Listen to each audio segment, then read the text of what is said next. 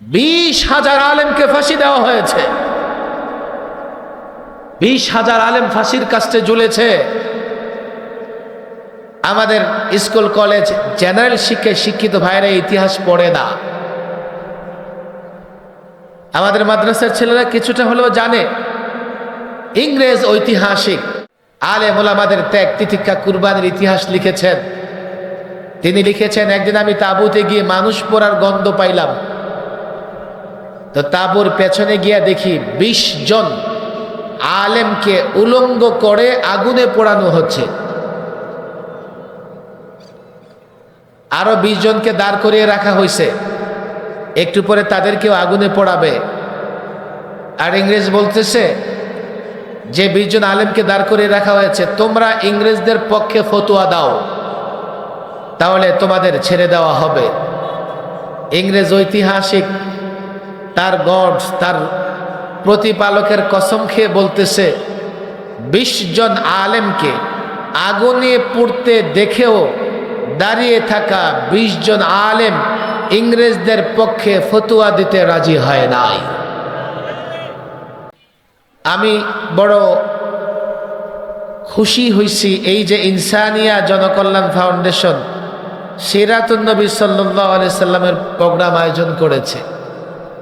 কেননা এই ফাউন্ডেশন যদি মনে করে জনতার কল্যাণ করবে, জনগণের কল্যাণ করবে, তাকে রাসূল সাল্লাল্লাহু আলাইহি সাল্লামের সিরাত নিজেও জানতে হবে, জাতিকেও জানাইতে হবে।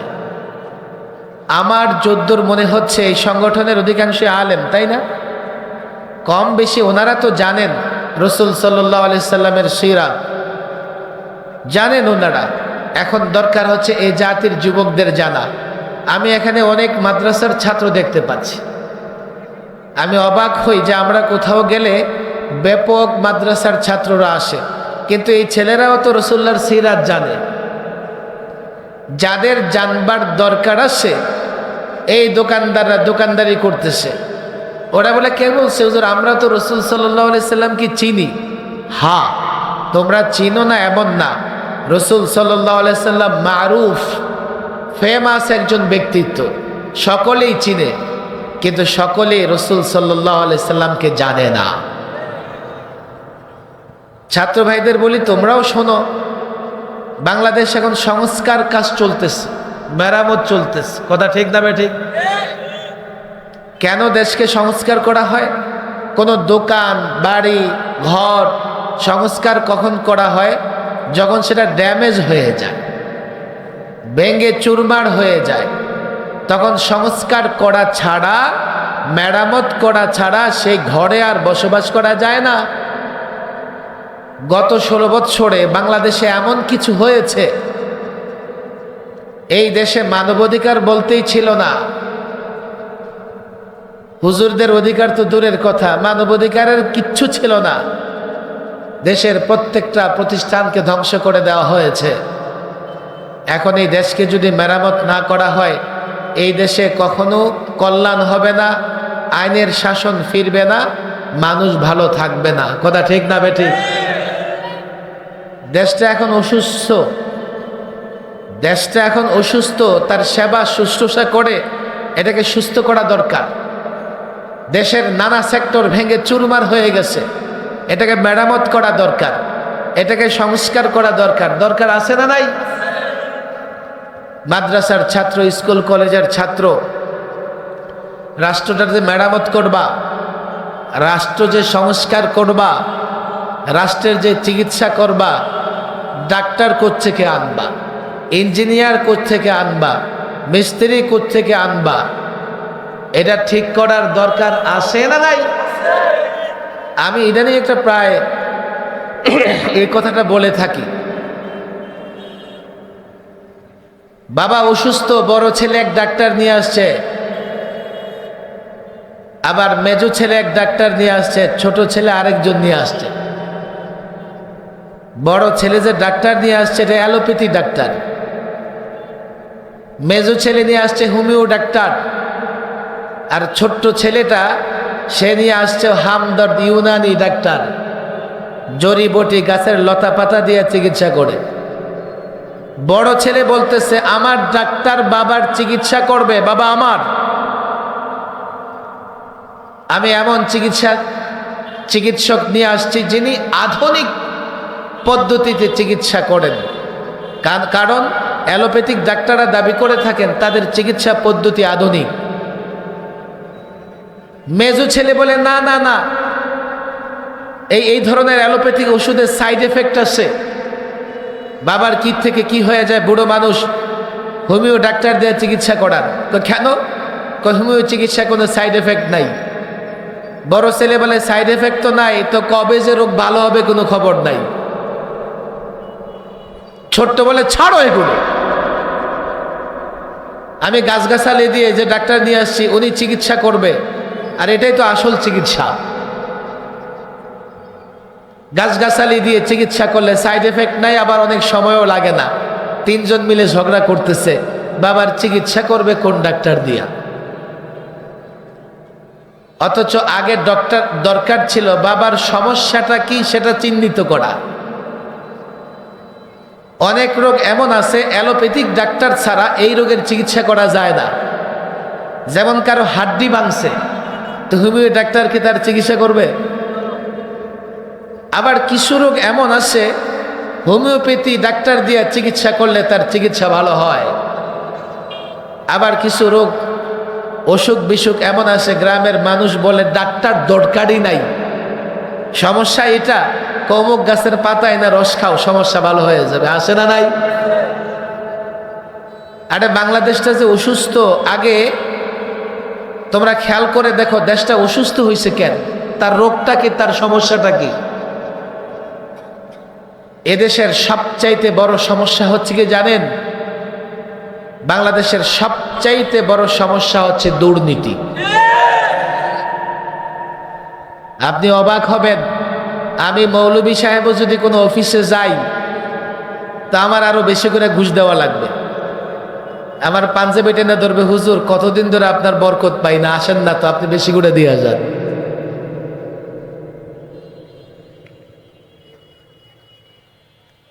অনেক আগে শুনছি, ইদানিং তো আরো দেখি বাড়ছে, 18 লক্ষ কোটি টাকা দেশ থেকে পাচার হয়েছে।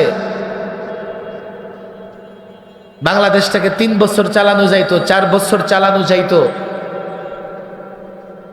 দেশ থেকে টাকা পাচার হয়, সরকারি অফিসে ঘুষ ছাড়া ফাইল নড়ে না, মাসের পর মাস ফাইল পড়ে থাকবে, নড়বে না।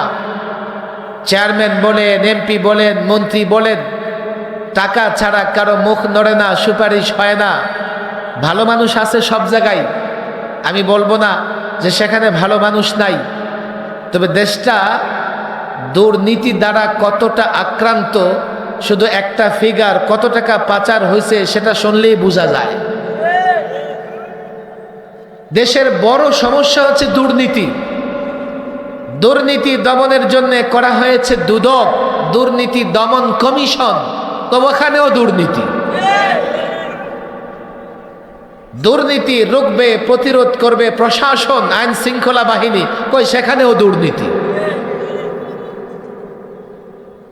দেশের সমস্যা হচ্ছে দুর্নীতি, দেশের সমস্যা হচ্ছে ক্ষমতার লোভ, ক্ষমতার লোভ। ক্ষমতায় টিকে থাকবার জন্যে, ক্ষমতায় যাবার জন্যে যত গন্ডগোল সব হচ্ছে, কথা ঠিক না বেঠে? এবার আপনি বলেন পৃথিবীর কোন ডাক্তার দিয়া চিকিৎসা করলে দুর্নীতি বন্ধ হবে? কোন ডাক্তার দিয়া চিকিৎসা করলে ক্ষমতার লোভ দূর হবে? কোন ডাক্তার দিয়া চিকিৎসা করলে টেন্ডারবাজি, দখলবাজি, চাঁদাবাজি বন্ধ হবে? কোন ডাক্তার দিয়া চিকিৎসা করলে মানুষের ভেতরে মানবতা বোধ জাগ্রত হবে? কোন ডাক্তার দিয়া চিকিৎসা করলে মানুষ জনগণের কল্যাণে কাজ করবে?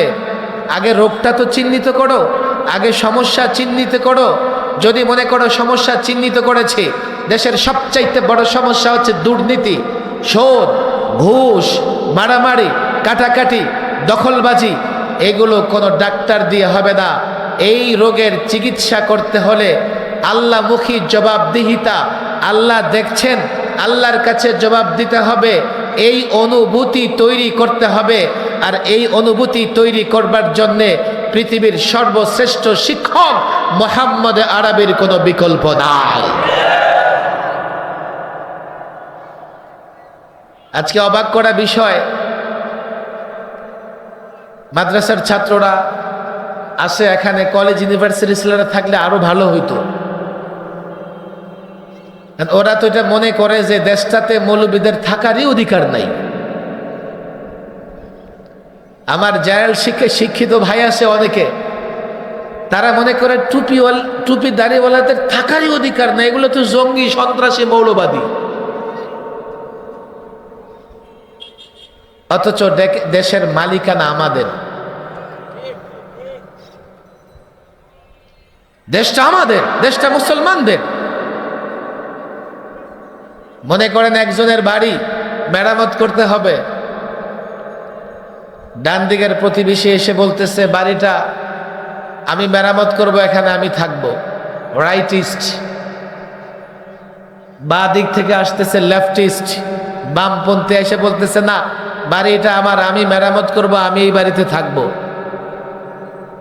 এখন যে বাড়ির আসল মালিক ওই খাড়ায় খায়া তামাশা দেখতেছে, তামাশা দেখতেছে, আর দুই দিক থেকে লোকেরা এসে তার বাড়ি দখল করে মাতাব্বরি করতেছে। দেশের মালিকানা মুসলমানের, দেশের মালিকানা আমাদের, টুপি দাড়িওয়ালাদের। কেউ প্রশ্ন করতে পারে, হুজুর আপনারা এ দেশের মালিক হইছেন কোন দলিল দ্বারা? জায়গা জমিন যারা বুঝে, দলিল আদিল্লা যারা বুঝে, তারা বুঝে যে অন্তত 4টা রেকর্ড লাগে তার পক্ষে, তাহলে তার মালিকানা শক্তিশালী হয়। আপনারা যে দেশের মালিকানা দাবি করতেছেন, আপনাদের দলিল কই? দলিল দেখার দরকার আছে না নাই? আমরা 47-এ দলিল মূল্যে বাংলাদেশের মালিক হইছি। মাদ্রাসার ছাত্র আলেম ওলামার হাতে পায়ে ধরি, আমার কথা বুঝবার চেষ্টা করো। আমি আলেমদের বলি, দেশের মালিক আপনারা, বাড়ির মালিক আপনারা, আর ডান দিকে বা দিক থেকে নানা লেফটিস্ট রাইটিস্ট এসে বলে যে এই বাড়ি তারা মেরামত করবে, বাড়িতে থাকবে, আমাদেরই নাকি বাড়িতে থাকার অধিকার নাই। আমরা এই ভূখণ্ড পেয়েছি 1947 সালে। অনেক আলেম পর্যন্ত ইতিহাস জানে না 47-এ আমরা এই ভূখণ্ড কিভাবে পেয়েছি। 47-এর আগে প্রায় 250 বছর গোটা ভারত ইংরেজদের দখলে ছিল। ইতিহাস জানি তো আমরা। এ ভারত ইংরেজদের কাছ থেকে উদ্ধার করবার জন্যে সবচাইতে বেশি রক্ত দিয়েছে মুসলমান এবং ওলামায়ে কেরাম। 20,000 আলেমকে ফাঁসি দেওয়া হয়েছে, 20,000 আলেম ফাঁসির কাস্টে ঝুলেছে। আমাদের স্কুল কলেজ জেনারেল শিক্ষিত ভাইরা ইতিহাস পড়ে না। আমাদের মাদ্রাসার ছেলেরা কিছুটা হলেও জানে। ইংরেজ ঐতিহাসিক আলেম ওলামাদের ত্যাগ তিতিক্ষা কুরবানির ইতিহাস লিখেছেন। তিনি লিখেছেন, একদিন আমি তাঁবুতে গিয়ে মানুষ পোড়ার গন্ধ পাইলাম। তো তাঁবুর পেছনে গিয়ে দেখি 20 জন আলেমকে উলঙ্গ করে আগুনে পোড়ানো হচ্ছে। আরো 20 জনকে দাঁড় করিয়ে রাখা হয়েছে, একটু পরে তাদেরকেও আগুনে পোড়াবে। আর ইংরেজ বলতেছে যে 20 জন আলেমকে দাঁড় করিয়ে রাখা হয়েছে, তোমরা ইংরেজদের পক্ষে ফতোয়া দাও, তাহলে তোমাদের ছেড়ে দেওয়া হবে। ইংরেজ ঐতিহাসিক তার গড, তার প্রতিপালকের কসম খেয়ে বলতেছে, 20 জন আলেমকে আগুনে পুড়তে দেখেও দাঁড়িয়ে থাকা 20 জন আলেম ইংরেজদের পক্ষে ফতোয়া দিতে রাজি হয় নাই। দিল্লির জামে মসজিদে ফাঁসির কাষ্ঠ প্রতিষ্ঠা করা হয়েছিল। সকাল বিকাল আলেমের লাশ সেখানে ঝুলে থাকতো। দিল্লির ট্রাং রোড থেকে শুরু করে খাইবার পর্যন্ত এমন কোনো বৃক্ষ ছিল না যেখানে আলেমের লাশ ঝুলে নাই। সংগ্রাম করে, লড়াই করে, রক্ত দিয়ে ইংরেজ বিতাড়িত করে 47-এ স্বাধীন ভারত পেয়েছে। 47-এ আলেমদের দাবি, মুসলিম শাসকদের দাবি ছিল মুসলমানদের আলাদা একটা ভূখণ্ড লাগবে, মুসলমানদের আলাদা একটা ভূখণ্ড প্রতিষ্ঠিত হলো, তার নাম হচ্ছে পাকিস্তান। আমরা পূর্ব পাকিস্তান, আমাদের পশ্চিমে আরেকটা অংশ পশ্চিম পাকিস্তান, এই দুই অংশকে মিলায়া একটা রাষ্ট্র, একটা পাকিস্তান করা হলো। ইতিহাস শুধু শোনার জন্য না, আমরা কিভাবে এই ভূখণ্ডের মালিক হয়েছি দলিল দিয়ে দিচ্ছি। 47-এ আমরা যদি এই ভূখণ্ডের মালিক না হতাম, 71-এ আমরা স্বাধীনতা লাভ করতে পারতাম না। অনেকে শুধু 71 বলে, 47 বলতে চায় না। এখন 24ও বলতে হবে, 71ও বলতে হবে, 47ও বলতে হবে। 24 হচ্ছে আমি নিজে, আমরা। 71-এ আমাদের বাবাদের সংগ্রাম, আর 47-এ সংগ্রাম করেছে আমাদের দাদারা। কথা ঠিক না বেঠিক? কেউ শুধু নিজের পরিচয় দিলে বাবার প্রতি সম্মান দেখানো হবে না, আর কেউ যদি শুধু বাবার পরিচয় দেয় তো নিজে তো জারজ হবে না, কিন্তু দাদার পরিচয় দিতে না পারলে বাবাকে জারজ হওয়া থেকে বাঁচাতে পারবে না। যারা শুধু 71 করে 47 ভুলে যায়, ওরা ওদের বাবার ইজ্জত বাঁচাইতে পারে নাই। ওরা ওই বোকা ছেলের মতো, মানির মান আল্লাহ রাখে, আমারে তো 10টা, বাবারে তো 10টা জুতার বাড়ি দিছে, আমারে ছেড়ে দিছে। 47-এ আমরা এই ভূখণ্ড পেয়েছি কেন? কেউ বলবে ভাষার কারণে। নো, পূর্ব পাকিস্তান পশ্চিম পাকিস্তানের ভাষা এক নয়। এই পূর্ব পাকিস্তানের লোকেরা কথা বলতো বাংলাতে, আর তারা কথা বলে উর্দুতে। ভাষার কারণে যদি আমরা এই ভূখণ্ড পেতাম, তাহলে আমাদের ভাষা মিলে ক্যালকাটার সঙ্গে আসামের সঙ্গে, আমরা ক্যালকাটা এবং আসামের সঙ্গে থেকে এখন ইন্ডিয়ার অধীনে আমাদের থাকতে হতো। কেউ বলবে না ভৌগোলিক কারণে। নো, এই দুইটা অংশ যদি ভৌগোলিক কারণে একটা রাষ্ট্র হতো, তাহলে দেখো ভৌগোলিক অবস্থান কি। এই পাকিস্তান থেকে ওই পাকিস্তানের দূরত্ব 2000 কিলোমিটার, মাঝখানে কোনো রাস্তাও নাই। ভৌগোলিক কারণে যদি আমরা এই ভূখণ্ড পেতাম, তা আমরা থাকতাম ক্যালকাটা আসামের সঙ্গে, কেননা আমাদের ভূখণ্ড তাদের ভূখণ্ডের সঙ্গে সম্পৃক্ত এক। কথা ঠিক না বেঠিক?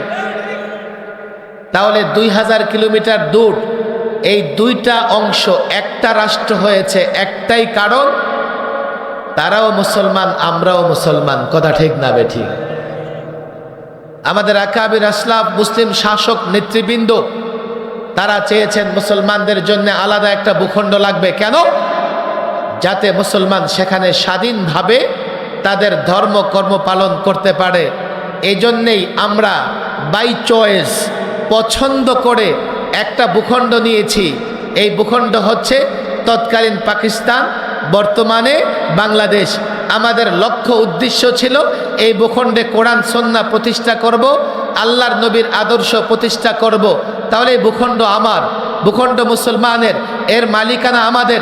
যুবক ছাত্র বুঝবার চেষ্টা করো, আমি যখন এই ভূখণ্ডের মালিক, আজকে যখন এই ভূখণ্ড ক্ষত বিক্ষত, অসুস্থ, মেরামত করার প্রয়োজন, সংস্কার করার প্রয়োজন, আমি তো সংস্কার করব। রাইটিস্ট একজন এসে বলে না না না, আমরা আমেরিকান ফর্মুলা দিয়ে রাষ্ট্র মেরামত করব। আবার লেফটিস্ট এসে বলে না না না, আমরা রাশিয়া চায়নার ফর্মুলা দিয়ে রাষ্ট্র মেরামত করব। কেউ বলে সেকুলারিজম দিয়ে করব, কেউ বলে ডেমোক্রেসি দিয়ে করব, কেউ বলে ন্যাশনালিজম দিয়ে করব। আর টুপির দাড়ি বলা মুসলমান মাদ্রাসার ছাত্র তামাশা দেখতেছে। একদিন তোমার ভূখণ্ডে তারা দখলদারিত্ব প্রতিষ্ঠা করে তারা শয়তানি ইজম, তাগুতি ইজম বাস্তবায়ন করবে। তুমি মালিক আল্লাহর নবীর আদর্শ বাস্তবায়ন করতে পারবে না। কেন? তুমি জানো না এই ভূখণ্ডের মালিক তুমি জানো না কেন ও এই ভূখণ্ড তুমি পেয়েছো। আজকে যখন জেনেছো গোটা তাগুতি শক্তি, ডানপন্থী বামপন্থী যত ইজম আছে, পরিষ্কার বলে দাও এই ভূখণ্ড ভারত, পাকিস্তান, বাংলাদেশ রক্ষা করেছি আমরা, রক্ত দিয়েছি আমরা, ভূখণ্ড বাছাই করে নিয়েছি। ইসলাম প্রতিষ্ঠা করব, আল্লাহর কসম আল্লাহর নবীর আদর্শ প্রতিষ্ঠা করব। আজ থেকে সব শক্তিকে জানিয়ে দাও এই ভূখণ্ডে আল্লাহর নবীর আদর্শ ছাড়া অন্য কোনো আদর্শ বাস্তবায়ন হতে দেওয়া হবে না।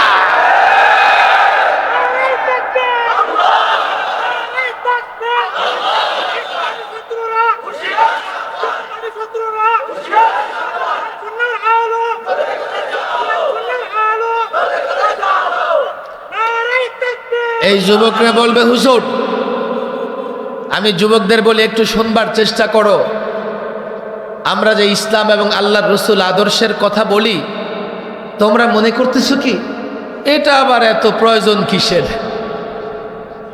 এই যুবকরাই বলবে আমাকে যে হুজুর, আপনি তো বক্তৃতা করতেছেন মাইক পেয়ে, আল্লাহর নবীর আদর্শ ইসলাম প্রতিষ্ঠার দরকার কি? এখন আমরা তো কত আধুনিক মতবাদ দেখি, আমরা কত আধুনিক মতবাদ দেখি। দেখো যুবক, হাতে পায়ে ধরে বলে যাই, রাষ্ট্র যেভাবে অসুস্থ হয়েছে এটা মেরামত করা দরকার।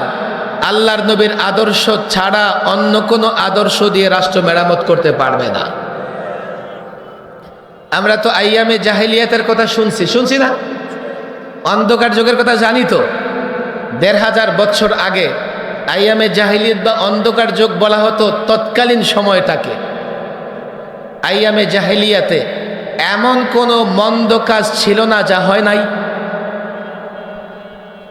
আইয়ামে জাহেলিয়াতের অর্থনৈতিক মন্দা ছিল, বিচার ব্যবস্থা বলতে কিচ্ছু ছিল না, রাজনৈতিক ব্যবস্থা, রাজনৈতিক অবকাঠামো কেমন ছিল? জোর যার মুল্লুক তার।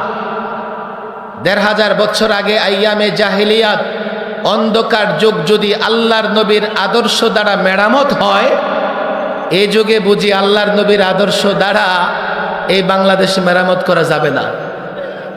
আরে যাবে নাকি? যাবে কি যাবে না? এই বিশ্বাস আছে তো?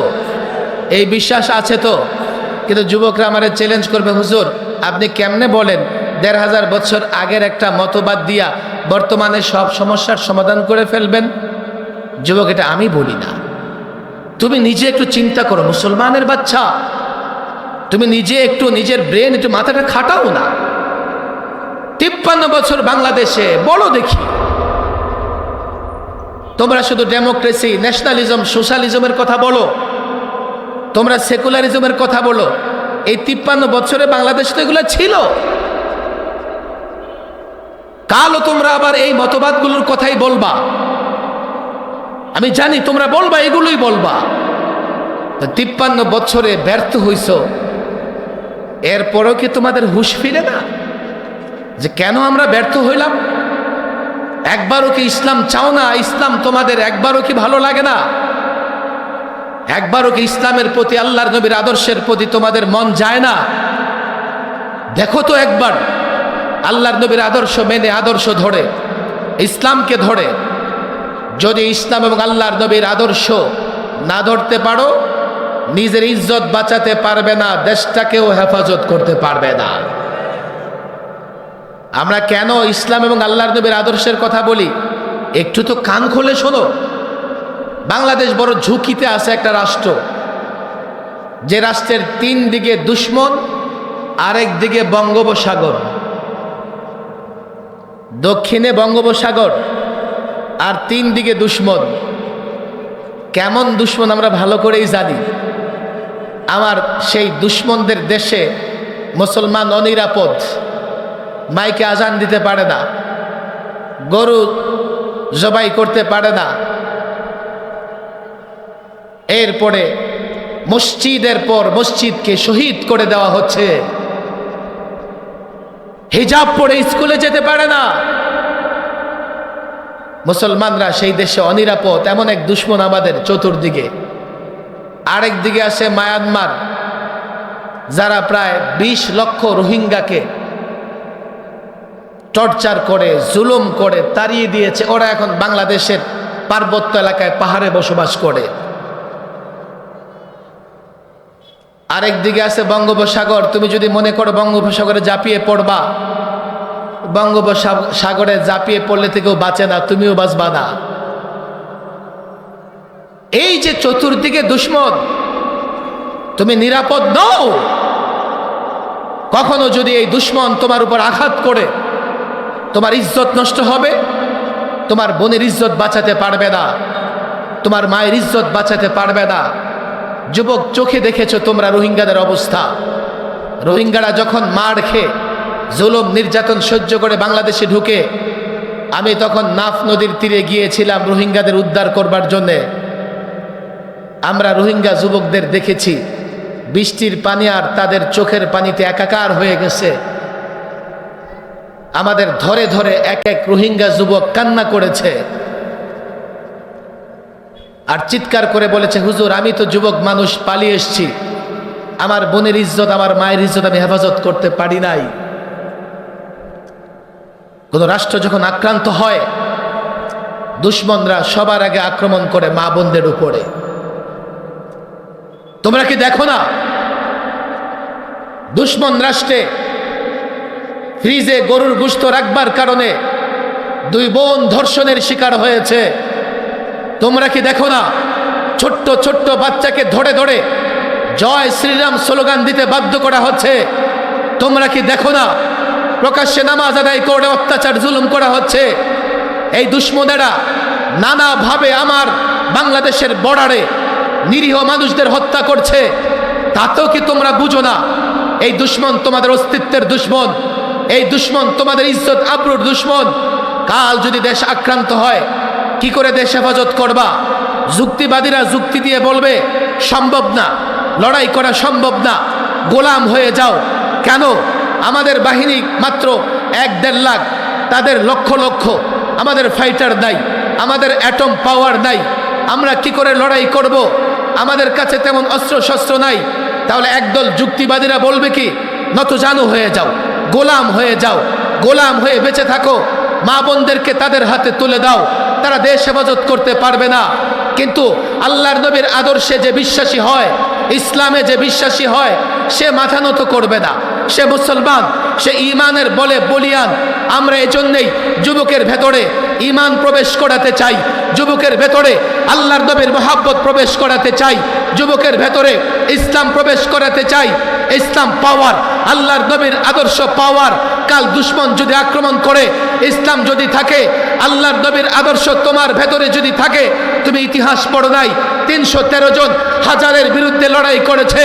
ইতিহাস পড়ো নাই 30,000 2 লক্ষের বিরুদ্ধে লড়াই করে বিজয়ী হয়েছে? ইসলাম পাওয়ার, আল্লাহর নবীর আদর্শ পাওয়ার।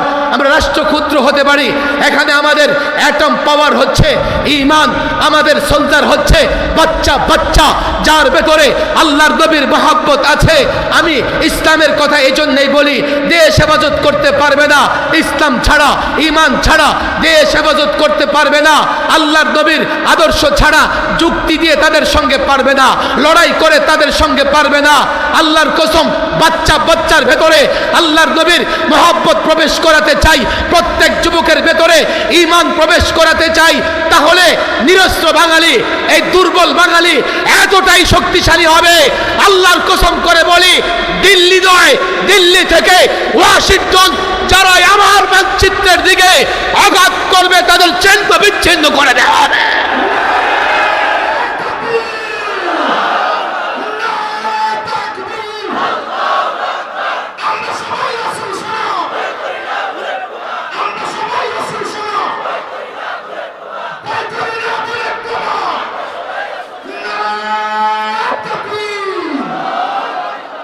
আমি যুবকদের ওপেন বলি, শোনো, এটা আমার ওপেন চ্যালেঞ্জ।